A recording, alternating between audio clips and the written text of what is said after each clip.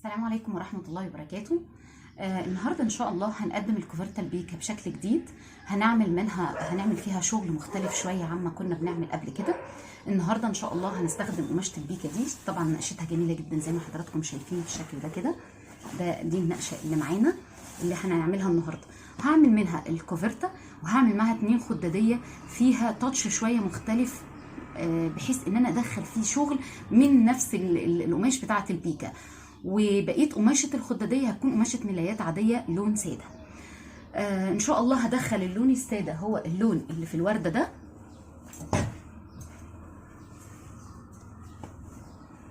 كده. هنعمل الخداديات السادة كده، وهاخد جزء من القماشة ديت واطعم بيه الخدادية بحيث ان احنا نعمل شكل مختلف وشكل جديد مش متعودين عليه. ان شاء الله هنعملها بشكل جميل جدا، تابعوني وان شاء الله نقدم فكرة جديدة ومختلفة بإذن الله. أول حاجة هنعملها إن أنا هفصل حوالي 27 سنتي من القماشة دي. أنا جايبة قماشة بالظبط، جايبة 2 وربع للكوفرتا للسرير كبير، جايبة 2 وربع، وجايبه عليهم 25 سنتي زياده اللي هم بتوع الجزء اللي انا هشتغله. يعني انا تقريبا جايبه 2 متر ونص، وطبعا التاجر بيسيب لك كمان 5 سنتي، فانا هطلع 2 وربع للكوفرتا وحوالي 27 سنتي اعمل بيهم اللي هو الشغل اللي هعمله في الايه الخداديه. فدلوقتي اللي هعمله اول حاجه هقص دي اللي هو الجزء اللي هي 27 سم، وانا فعلا قصيته اهو قبل الفيديو عشان بس اوفر الوقت. كلنا عارفين احنا بنقص ازاي، ودي حاجه سهله خلاص، وكل المبتدئات دلوقتي بقت تعرف تفصل ازاي. خلوا بالكم ال 27 سم دول جايين بعرض القماش بتاع الكوفرتا.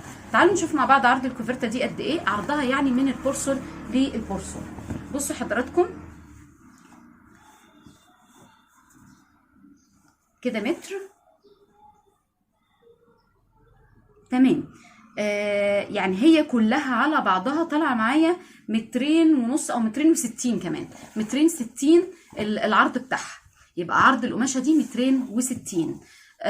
واخدت 2 وربع من عند البورسل كده، او تطبيقه التاجر وقصيت 2 وربع، وخدت اللي هم 27 سم اللي بقول لحضراتكم عليهم دول، اللي هنطعم بيهم الخداديات او هعمل فيها شغل في الخداديات بالشكل ده، من الشكل دوت. طيب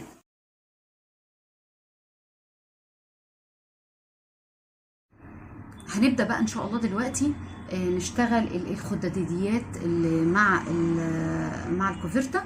واحنا كنا قصينا 27 سم اهو في عرض القماش كله اللي هو ال 260 او 250 سم بتوع الكوفرتا.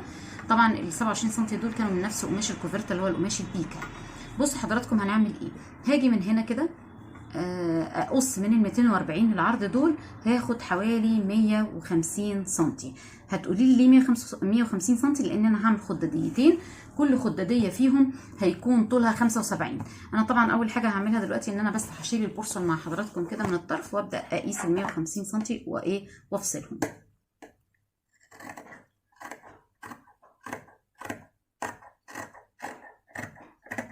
انا كده فصلت البورصل، وبعدين خدت 150 سم من 240 بس، والباقي انا مش محتاجاه. ممكن نعمل بيه بقى واحده تانية. بصوا حضراتكم هعمل ايه. بقلبها على الظهر كده، وكده يبقى معايا ايه 75 و75. يعني انا معايا كده 2، كل قطعه منهم فوق بعض اهو. بصوا هما طبقتين، كل طبقه منهم لخداديه، بس هقصهم مع بعض عشان يطلعوا الاثنين زي بعض بالظبط. بصوا حضراتكم الشكل ده هنعمله ازاي اهو. بعد ما طبقتها 2 بالشكل ده بورسل على البورسل، زي ما قلت لكم بورسل على بورسل، هيطلع لي بقى القطعه دلوقتي طولها قد ايه؟ طولها 75 سم في العرض اللي هو ال 27 اللي قدامنا ده 27 في 100 في 75، وطبقتين على بعض عشان خداديتين. بعد كده ارجع اقوم اقسمها تاني بالنص بالشكل ده كده اهو. يبقى كأن ال 75 قسمتها مرتين، بقت 4 طبقات. بقت 4 طبقات، في ناحيه مفتوحه اهي زي ما احنا شايفين، وفي ناحيه مقفوله. بصوا حضراتكم دلوقتي قطعه القماش قدامي هنا، الطرف المفتوح. بصوا ده الطرف المفتوح وده الطرف المقفول، ماشي. باجي اقيس من عند ناحيه الطرف المقفول دوت 25 سم من بدايته كده. بقيس 25 سم واحط لنفسي علامه بالقلم اهي، ان شاء الله تكون واضحه عند حضراتكم كده اهي. تمام.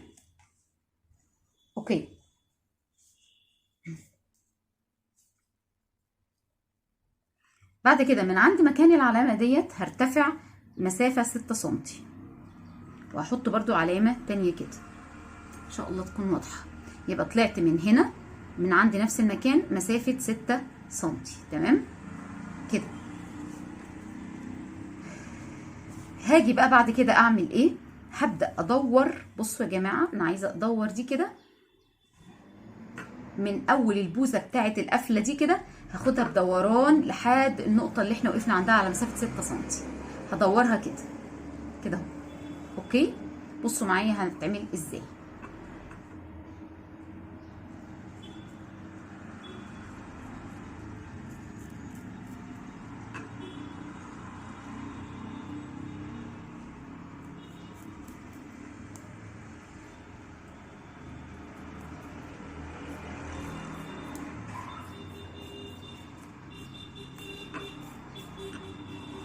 ونرجع تاني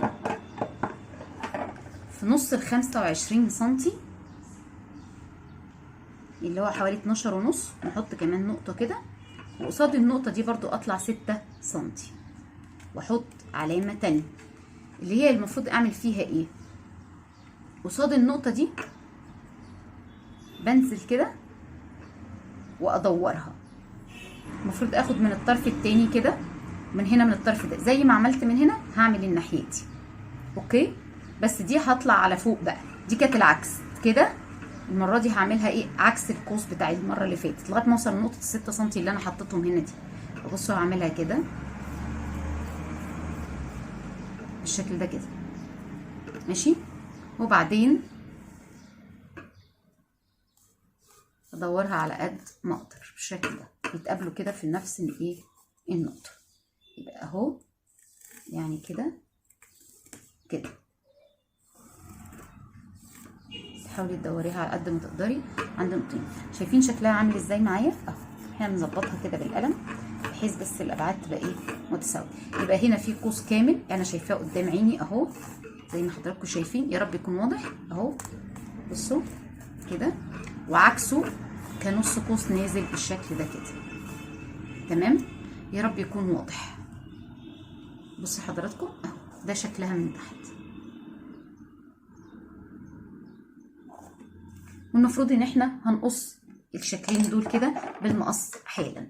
ناخد بالنا بس نحط دبوسين ولا حاجه على اساس ايه ما تجريش مننا، لان 4 طبقات برضو ودي كوفرته فهتبقى تقيله شويه. قماش البيكا تقيل عن الملايات. لو ملايه هقول لك مفيش مشكله، بس بتبقى تقيله شويه، فنحاول ان احنا نثبتها عشان ما تجريش واحنا بنقصها اهي. بسم الله الرحمن الرحيم. نبدا من هنا كده ونقص.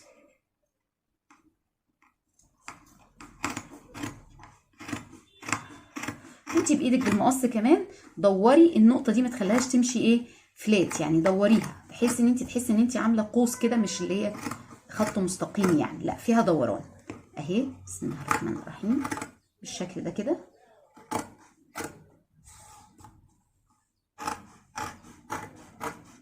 طيب ننزل للطرف ده كده. شايفين حضرتك كل اللي انا عملته ان انا قصيت الايه الرسمه اللي انا رسمتها على ظهر القماشه. لما نيجي نفتح المفروض ان نلاقي الجزء ده في البوزه ديت واخد شكل ايه دوران، شكل دي بالظبط بس العكس لتحت. بصوا شوفوا شكله هيبقى عامل ازاي اهو. طيب انا حاسه ان هو الدوران بتاعه مش مظبوط قوي، لا احرده بطريقه كويس يعني. انا شايفاه مش عاجبني شويه، عايزه اظبط دي كده ماشي. فاضل في حته كده عايزه تظبط، هظبطها عادي بالمقص مفيش مشكله فيها. وهم برضو الطبقتين على بعض عشان ما يجروش مني بثبت بالدبوس واعملها بكل سهوله اهو. بثبت فوقها على طول برضو، ده بيسهل انها تتعمل صح وما تبقاش تترمي. وباجي اخد الحته اللي هي مش مريحاني شويه كده، هي بسيطه خالص على فكره اهي، وخلاص انا ظبطتها بس. بصوا حضراتكم ده شكل المفروض ان الجزء اللي هيركب على المخده. يا رب يكون، معلش هي المسافه مش عارفه واضح ولا مش واضح في التصوير الصراحه، بس اهو انا بحاول اوريها لكم. وادي الجزء اللي هي الايه الدائري اللي في النص، وده الطرف التاني اهو. في هنا قوس كده، وده القوس اللي في النص المقلوب بتاعه، وادي القوس اللي على الجنب. هيبقى فاضل عندي ايه بعد ما خلاص قصيتهم مع بعض؟ هفصل بس القطعتين اللي هم كانوا مع بعض كده من عند التانية دي، هفصلهم عن بعض عشان يطلعوا لي كده مخدتين. بصوا من هنا كده هقسمها 2 عشان يبقى كده للخداديتين بس كده. هي دي الشكل اللي احنا هنركبه على الخدادة. ده شكل ظريف قوي، حبيت اوريهم لحضراتكم اهي. وخدنا واحده منها اهي. المفروض لما تركب هيبقى في عندي دوران كده في النص، والطرفين التانيين نازلين ايه العكس بتاعها. نشوف هنركبها ازاي وهنعمل فيها ايه.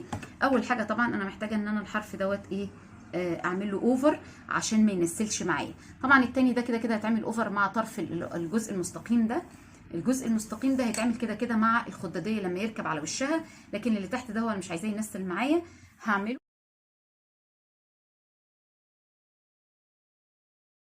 السلام عليكم ورحمة الله وبركاته.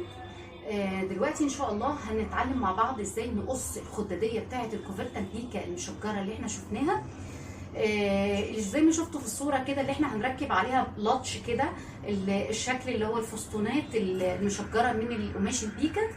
لكن الخدادية نفسها هتتنفذ بنفس الطريقة اللي احنا نفذنا فيها الخداديات قبل كده، سواء كان في الطقم الكبير او طقم الاطفال. نفس هي طريقه الخداديه اللي احنا متعودين عليها. اللي احنا هنعمله ان احنا هنقطع من القماش. المفروض ان انا باخد متر للخداديه. يبقى انا دلوقتي محتاجه اقص من القماش قد ايه؟ محتاجه اخد 75 للظهر وللوش. ظهر ووش ب 75 سم، وباخد قلاب 20 سم. يبقى 75 و20 يبقى انا محتاجه بالظبط 95 سم. طبعا انت لو رحت للتاجر مش هتجيبيها 95، هتقول له اقطع لي متر. يبقى انا محتاجه متر دلوقتي من القماش. انا معايا دلوقتي قماش عمريه ساده اللون البطيخي، هقيس منه 95 سم وهفصلهم زي ما حضراتكم شايفين كده. هقص ال 95 سم، وبعد ما هقص ال 95 سم هفصلهم كده عن بعض. بصوا اهو. طبعا انا خدت القياس بتاعي من عند تاني التاجر زي ما احنا متعودين، من غير ما نفتحها ولا اي حاجه. بالظبط كده اهو. قصيت ال 95 سم او خدت ال 95 سم. بعمل دبلنج للقماش كده عشان اخد خط القص بتاعي بتاع الخداديه. وفي الوقت ده زي ما قلت لكم لازم ننفض القماشه كده عشان نعرف نقصها مظبوط. بسم الله. زي ما حضراتكم شايفين كده انا قصيت ال 95 سم بتوعنا، فصلتهم عن القماش اللي هطلع منهم ظهر، 2 ظهر و2 وش للخداديه، وقلاب 20 سم زي ما احنا اتفقنا. طبعا انت معاكي القلاب من 20 ل 22 سم يبقى حلو جدا. انت لو اشتريتي المتر خلاص طلعيه بقى الباقي كله قلاب بعد ما تاخدي 75 للوش وللظهر. طيب هقيس 55 سم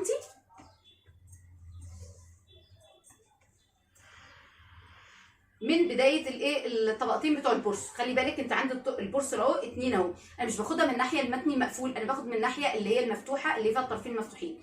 بقيس 55 سم بالشكل ده اللي هو ده طبعا عرض الخداديه زي ما احنا متعودين اهو.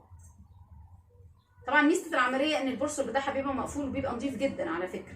عايزه تشيليه شيليه، عايزه تخليه براحتك. باخد 55 سم بالشكل ده، وبعدين بطبق القماش عند ال 55 كده مره كمان. يبقى اصبح دلوقتي الناحيه المفتوحه قست من عندها 55 سم، وبعدين طبقت القماش على 2. يبقى لو انا جيت اعد الطبقات اللي فوق بعض دلوقتي عليهم 4 طبقات. ليه؟ لان انا اوريدي اصلا القماش عندي كان متطبق 2 على بعض. وهاخد فرط عند الناحيه اللي انا طبقتها دي من هنا، وفرط تانية عند نهايه القماش كده بالشكل ده.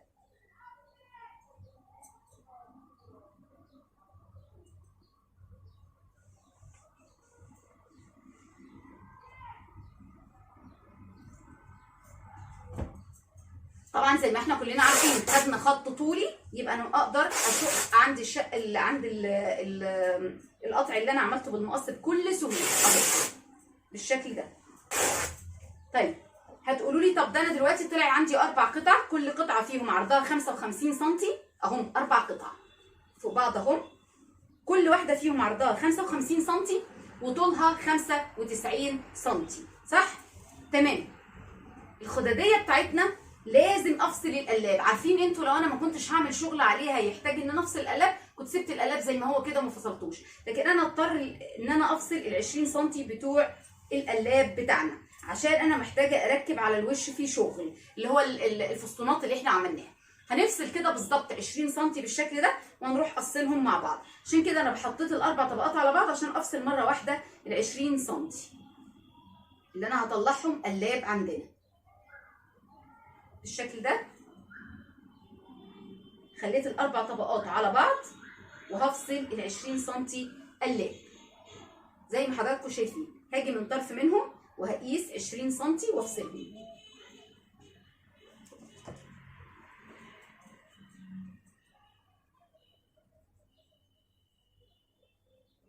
اهو.